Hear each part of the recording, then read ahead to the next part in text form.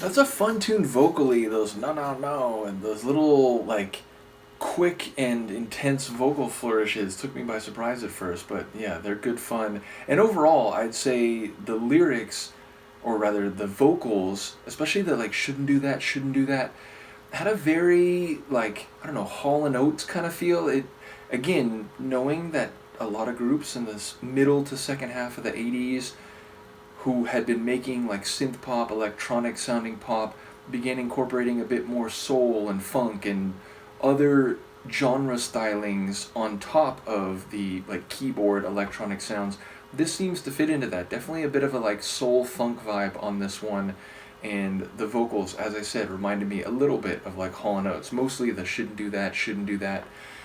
But yeah, again, I don't really know what's happening here. I will say, like, the intensity of the prescriptive, normative advice or statement seems like there's like a very strong feeling about it. But yeah, I don't know. I don't know what the essence of that which should not be done is. But still, again, I enjoy the keyboards. I enjoy the funky stylings, and indeed there was like a layer that I think was keyboard, but I had a bit of a brass feel to it. So yeah, a fun tune, and certainly one that I regard as, and this is just based on the deep dives I've been doing. Again, by the time you get to 85, I'm like 4/5 years old, and was already listening to like Depeche Mode and so on. But these are perspectives I've come to have through my deep dives more than what I remember about trends in pop music at the time. Because again, I was a little too young to have a larger sense like that, even if maybe on some level what I was listening to was indicative of some of those shifts. But yeah, again, it is interesting to think about the history of this group, Lamal, no Lamal, in terms of the larger sonic trends within the genre of pop music. So again, they're a group that I knew very little about going into this. I'd heard the name, and I had heard like what, as it turns out, is actually like a solo Lamal song, The Never Ending Story. That was one that I definitely remember from my youth. But most of their music has been entirely new to me. So in that regard, I'm just kind of like following the trail and seeing what this album is going to be like. But either way, I enjoy the first two tracks. Looking forward to more. Once again, shout out to Han Solo for kicking off the Kajagoogoo deep dive, as well as others who've been commenting along the way. Let me know what you think here, and I will see you next time. Peace.